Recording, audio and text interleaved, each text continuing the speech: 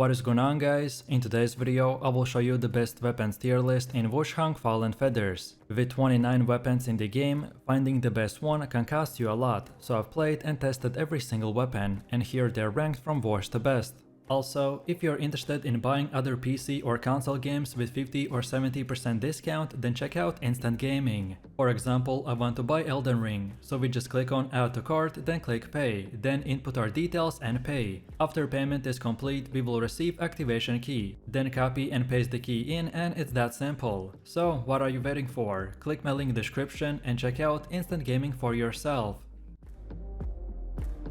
So let's start with the D tier, and these weapons are often flashy or interesting in design, but they simply don't deliver in the terms of performance, no matter if it's a poor stat scaling, inconsistent damage output or clunky animations. You will want to skip these unless you're intentionally doing a specific weapon challenge. So first up we have the Dragoncoil lance. It sounds like something you'd find in an epic dragon battle, but in Wuchang it feels underwhelming. Despite the decent reach, the hitboxes are awkward and often miss enemies even if you lined up. It scales poorly into the NG+, and lacks elemental bonuses or utility skills to make it worth using. This weapon is a cool idea on paper, but it needs buffs to be viable. Next we have Malice thing. This weapon looks menacing and toxic literally, but its damage over time is laughable. It applies poison too slowly, which forces you into risky and drawn-out fights. And add to that its short range and a lack of poise breaking, and it becomes one of the worst tools for both PvE and boss fights. I definitely recommend to avoid this weapon unless you're roleplaying a toxic build for fun. Next up we have C tier weapons, which may seem effective early on, but fall off in the mid to late game. They can work if you're determined or if they suit a very specific build, but you will feel their limits quickly. First we have the red tasseled spear. It offers decent range and has an elegant moveset, but its damage output is simply average. It's a weapon that relies too heavily on the poke style combat. When enemies start chaining faster attacks or have armor, this spear just doesn't keep up. Next we got Boreal Abyss, which is a frost impound weapon with impressive aesthetics, and that tries to be a control weapon with freeze effects, but its scaling is poor and the frost buildup is too slow to be reliable. It would definitely benefit from better synergy with the frost boosting gear or faster combos. Next we have on Equilibrium blades. These dual blades are flashy but feel more like a gamble than a weapon. They drain stamina fast and lack stagger potential. Against fast moving enemies you often get punished more than you deal damage. I recommend to only use them if you're playing a high agility glass cannon build. Next we got Dragoncoil. This is a thunder based weapon with potential, but its animations are delayed and the elemental damage does not scale well. This weapon has a great concept, but with a lackluster execution. It often gets outperformed by faster or more focused elemental weapons. And now lastly, we got the jiaos fang. This curved blade has a chance to shine in the bleed-centric builds, but it's very stat-intensive and does not offer much, unless you commit to a risky close-range style. Against bosses or tanky enemies, you're usually better off with something more reliable.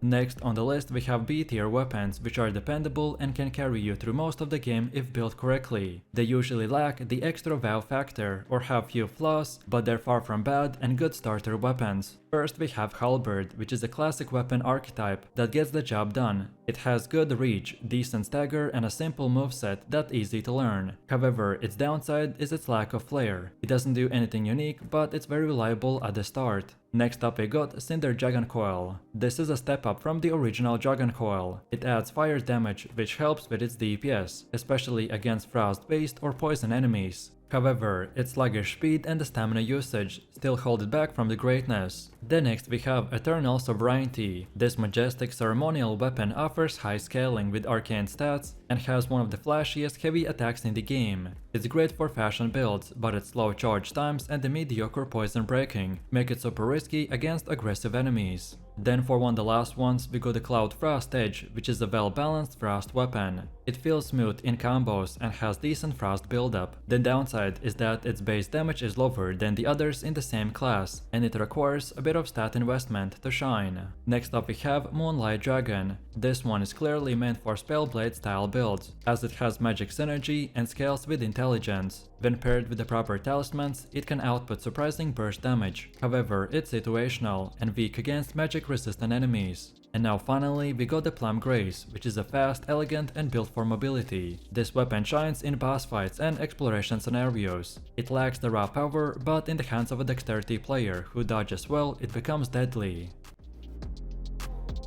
Then next we've come to the A tier, and these are strong choices that fit multiple playstyles and scale well into the endgame. They're versatile, high DPS or utility heavy. So first up we got the Scorn greataxe, which is a monster of a weapon. It's slow, but every swing feels impactful. It can stagger mini bosses or break enemy posture with ease. If you have high strength and stamina, then this weapon is a beast. Next on the list we got Vermilion War Club, which has a great mix of speed and impact. It offers a unique combo path that ends with a knockback, which makes it ideal for controlling groups. It's surprisingly good for both PvE and boss fights. Next up we have the Twin Bandits. It's fast and lethal, and these blades will inflict bleed and allow for aggressive play. It's excellent in combination with the dodge heavy builds. They require a bit of stat investment, but can become super OP. Next we have Bitter Severance, which is one of the best bleed weapons in the game. On top of the solid physical, it has a bleed burst mechanic that triggers during the heavy attacks. It's ideal for speedrunners or aggressive players. Next on the list we got the Flamebringer. It got fire damage, quick strikes and powerful charged attacks. As this weapon brings style and substance, it's especially good for clearing mobs or dealing with a status build-up damage over time. Next up we have Serpent Fang. Poison is underrated in this game, and this weapon proves it. It's excellent in prolonged fights, where the status can take over time. It's great for players who like to kite and chip away. Then next we have the Lashing Whip. It has insane range and elemental support. It doesn't fit traditional weapon mods, but that's what it makes it so fun. It's hard to master, but definitely worth it. Then for the next one we got the Darkfrost Edge. This one hits hard and has a dual elemental infusion, which makes it useful against a wide variety of enemies. It scales well with the hybrid builds and excels in boss fights. Then for one of the last ones we have the Watcher's Gaze. Its arcane scaling and the wide sweeping attacks make it a good choice for crowd control and PvE clearing. It is for sure one of the best looking weapons in the game.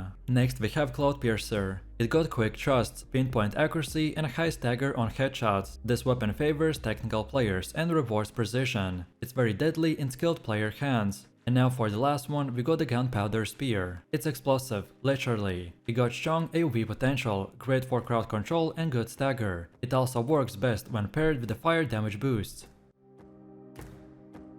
And now finally we've come to the S tier. These are the meta-defining builds in Wuchang. All of them got great movesets, excellent scaling and incredibly high damage. First we have the Firearm's blades. These are dual weapons that combine rapid melee attacks with the ranged firepower. Their high agility, really good DPS and the hybrid versatility make them ideal for aggressive playstyles. It's perfect for players who like mobility, quick combos and adaptable combat against boss fights. Next on the list we got the Empyrean greataxe. It's massive, menacing and unstoppable. Despite its slow swings, the damage output is absurd. You can clear whole rooms with a single combo. If you like a power fantasy, then this is the weapon for you. Next up we have the Astral blade, which is all around excellent. It works well with nearly every build, and has a fantastic range and looks gorgeous. There's truly no downside to this weapon. Next we got the Zhanlu sword. He's the king of balance. It got incredible scaling, refined moveset, and great synergy with both strength and dexterity builds. He never feels out of place. And now finally we got the Steampowered spear. This one is the endgame's royalty. He got long reach, status burst and devastating combos. It is one of the few weapons that remains S tier from the mid game to NG++.